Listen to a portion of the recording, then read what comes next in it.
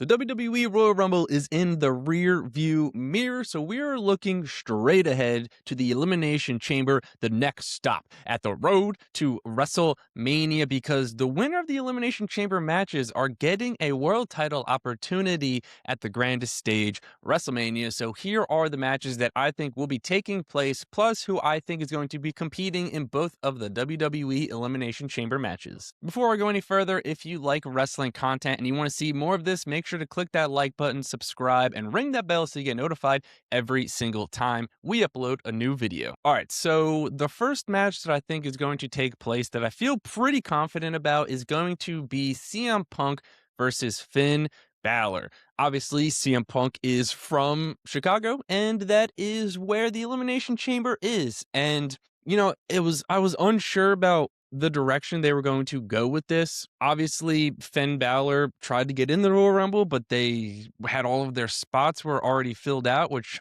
does make sense. But it was kind of the first time, at least that I remember them ever using that as an excuse. And so I think Finn's going to kind of go on this journey to rediscover himself as a babyface. And what really makes me think that this match is going to happen is the fact that, man, that promo between CM Punk and Roman Reigns on Monday Night Raw. But before that even really started, CM Punk kind of spoke to Finn Balor through the camera. So that makes me think that they are going to run it back, CM Punk versus Finn Balor, and especially because it's in Chicago.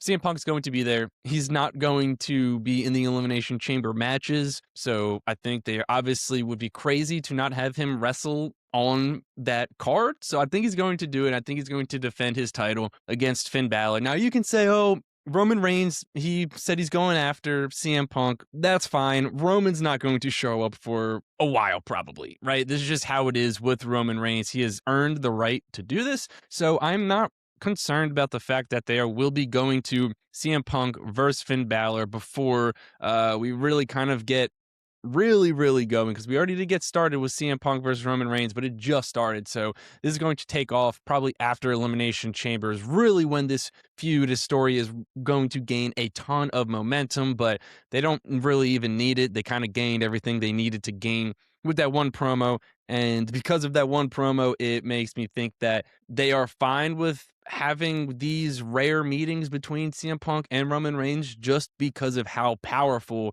of a segment that was. So I think we probably get it once or twice more, and then they're going to wrestle at WrestleMania, and I think there's a great story to be told.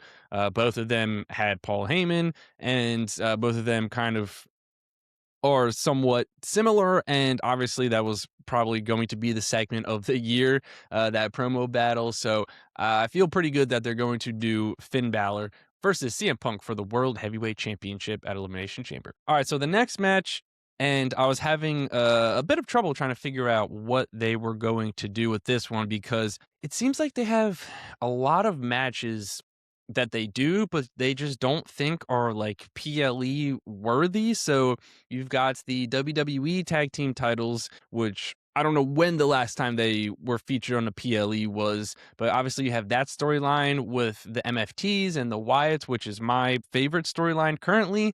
But they just don't put that on a PLE. You've got Carmelo Hayes doing the open challenges as US champ, not on a PLE.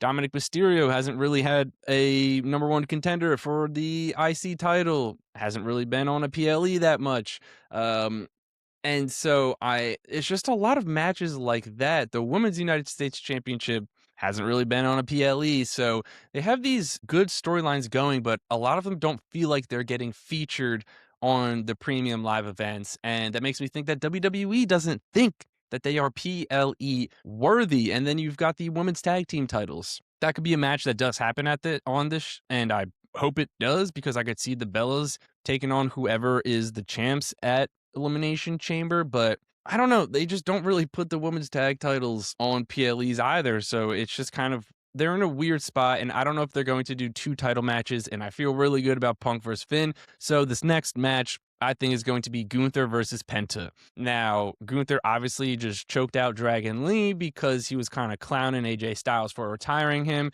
And obviously, Dragon Lee was AJ Styles' tag partner not too long ago. And I think Dragon Lee was in the LWO, and obviously Penta wasn't officially in the LWO, but he was kind of just like friends with Ray and all of those guys. So I could see them bridging over to Gunther versus Penta, and those are two of their top stars. Now, Gunther can easily be in the men's elimination chamber match, but I don't think he's going to go for a title at WrestleMania, unfortunately, even though he should have won the Royal Rumble, and I think he should have faced Cody Rhodes for the WWE Championship. But I could see him potentially going after Randy, maybe even retiring Ray. So right now, I'm recording this before Friday Night SmackDown because they do have qualifying matches on there. But right now, the way I see it is Gunther versus Penta. You've got a big non-title match between two of your top stars in the company, and that's one that just feels like it makes sense to me. And if they do that, then I'll feel more confident about them doing Gunther versus Ray potentially at WrestleMania,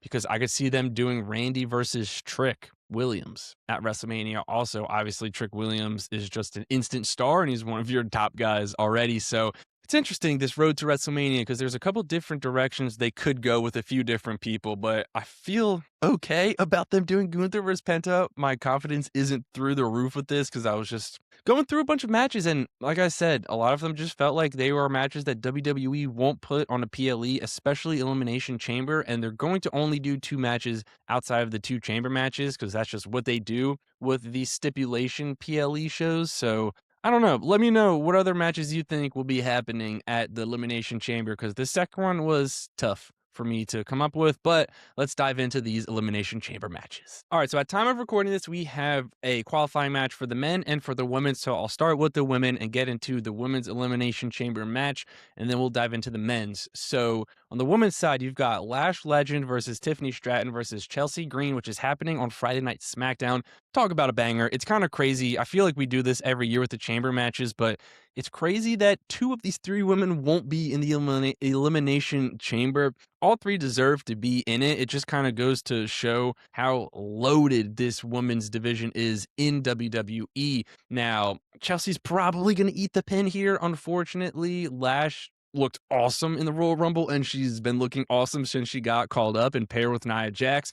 So I could see Lash Legend winning this, which I think she should, but I think Tiffany's going to win. Tiffany just came back at the Royal Rumble, and I think she obviously is going to have her eyes set on the Women's WWE Championship and trying to get it back from the woman who dethroned her, which is Jade Cargill. So let's get into some other people who I think is going to be in the Women's Elimination Chamber. This was tough to kind of come up with a list. I decided who I think is going to win and then tried to make a list from there. So first up, obviously, I think Tiffany Stratton is going to be in it. And then I think Jordynne Grace. So Jordynne Grace is who I think is going to win the Women's Elimination Chamber because they've been teasing this match with Jade Cargill. Jade has kind of been ducking Jordynne Grace, and I thought Jordynne Grace would have been a good pick to win the Royal Rumble, but I feel even better that she's going to win the Elimination Chamber because Bianca didn't come back at the Rumble, so I think the match at Mania could be Jade versus Jordynne Grace, which would be awesome because obviously Jordynne Grace is awesome and she was long overdue to get called up to the main roster, so I think she's going to be in the match. I think she's going to win. Another name is Raquel Rodriguez.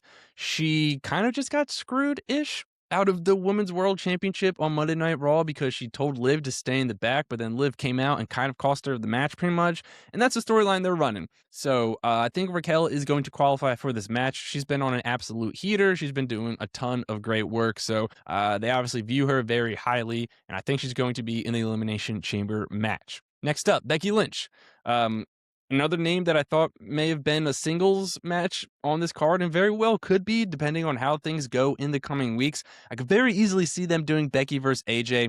I just don't know why they wouldn't have AJ in the Rumble to set up Becky versus AJ, but they easily can if she just returns within the next couple of weeks because the Chamber is at the end of February, and that's only like 3.5 weeks away, I think. But if she's not wrestling a singles match, Becky Lynch will potentially probably be in this Elimination Chamber match. Another name is Nia Jax. Obviously, WWE views Nia Jax very highly, and I think she's going to be in this match. Now, there's two names that I'm going to leave off of this list, and that's going to be Rhea Ripley and Io Sky. And it sounds crazy, I know, but they put the tag titles on them, and I don't really think WWE wants to give them an unnecessary pin, so I could see them facing the Bellas, like I said, on this card. But if they're not women's tag champs, then I think they will probably be in this match. But if they are the women's tag team champions heading into this, I think that neither of them are going to probably be on this card, which is crazy. But I know, it's crazy. But Nia Jax, they love to put her in these sort of big match stipulations like this, and she's been doing better these past few months, I think. So I think putting her in this and having someone get a really good elimination, probably like Jordan Grace will eliminate her, just to help her look better. And I think that's probably the route they're going to go. And then lastly, Alexa Bliss. So feels like we're overdue for the Charlotte and Alexa Bliss heel turn situation to go down. However, it's going to go down. I kind of just hope they just go their separate ways and they don't do a heel turn, because if they turn Alexa, I think they're just going to cheer Alexa. I don't think it would work. And if they turn Charlotte, like, okay, it's very, predictable. So hopefully they just let them go, because that just rarely happens, where they just let two people kind of go who you think are just going to break up, and they kind of just mutually go their separate ways. And that's okay, because that happens in life. So let's just let them go their separate ways. But I think probably Alexa Bliss. I could see them doing Charlotte and Alexa Bliss both in their own triple threat match. So probably Alexa Bliss, just because I think she qualifies and Charlotte Flair kind of gets a bit jealous, and that's how they lean into the turn, because I think they are going to have Charlotte turn on Alexa Bliss. So I think of those two, Alexa Bliss is going to be in this match. Maybe both, but I think at least one of those two are going to be in this match. So that is the field. I will run down it again. Tiffany Stratton, Jordan Grace, Raquel Rodriguez, Becky Lynch, Nia Jax, and Alexa Bliss is who I think the field is going to be for the Women's Elimination Chamber. Obviously, this could look completely different because there's so many talented women, and just recording this so far ahead of time, it's tough to predict, but that's what I'm going with for now. All right, so then let's talk about the men's match, because we have a qualifying match on SmackDown, and that is going to be between Aleister Black, Solo Sikoa, and Randy Orton. Feel pretty confident that Randy Orton is going to qualify for this. He was somebody who I thought was going to be in this match before I even saw the qualifying match. So the rest of the names in the field is going to be Jacob Fatu. Obviously, Jacob Fatu's winning this thing. It's going to be him versus Drew, probably versus Cody, to make it a triple threat match at WrestleMania. But Jacob Fatu is going to be in this, and he's going to win. Just think about them selling this structure with Jacob Fatu in it. They're going to sell that. So another name that I think they're going to do is Trick Williams. Trick Williams has been at the top of WWE since he came up to the main roster. He's been one of the most electrifying and exciting wrestlers that they have on their roster. So I think he's going to be in this because he's kind of been in all of the big things since he got called up. And I think with him and Randy in this, maybe Trick eliminates Randy, maybe Randy eliminates Trick to set that match up for WrestleMania, because that's a match that I could see them doing very easily. And another name is Obafemi. This is a name that I don't feel very confident about, because 5 of these 6 men are going to need to either eat a pin or eat a submission. WWE hates giving their top stars losses like that. I could see this as a situation where maybe the entire field is in the match and they all kind of just lay on top of Obafemi to pin him. But I think he's going to be in this match. He had an awesome, he was obviously very over before the Royal Rumble, but then him debuting officially at the Royal Rumble, and then him just obliterating the War Raiders on Monday Night Raw. Again, him, Trick Williams, Javon Evans, Carmelo Hayes, you've got a handful of bright young stars in WWE, and their guys are just instantly stars, right? Like, we've seen it in the past with them calling up NXT people, and we know they have potential, and it takes time, partially because of the way they're booked on the main roster. But these guys just have it, man. They just have it. And I would be pretty surprised if Oba isn't in this match, but then again, maybe they don't want to give him a pin or a submission. Another name is LA Knight. He returned at the Royal Rumble, didn't have a great performance, kind of just randomly got eliminated, which was a whole nother thing with the Royal Rumble. The men's Royal Rumble, not my favorite. It just felt like nothing significant happened, and there was a lot of random eliminations, i.e. Brock Lesnar getting eliminated during Jey Uso's entrance. But feels like LA Knight's going to be in this match. If he's not in this match, then he will probably be in a match against division of some sort, whether that's against Bronson Reed, Braun Breaker. I mean, there's many different formations they can do, maybe a tag team match, but LA Knight's going to be on this card, and I think he's going to be in this match. And lastly, this is another one that I don't feel super confident about, and that's Cody Rhodes. And it may sound crazy that I'm not confident that Cody's going to be in this match, but I think he could lose because they're doing triple threat matches. He doesn't take the pin, so then he has to find another way to get into that triple threat match at WrestleMania. Maybe he's not even in that match at WrestleMania and he faces Brock Lesnar, which does seem very likely.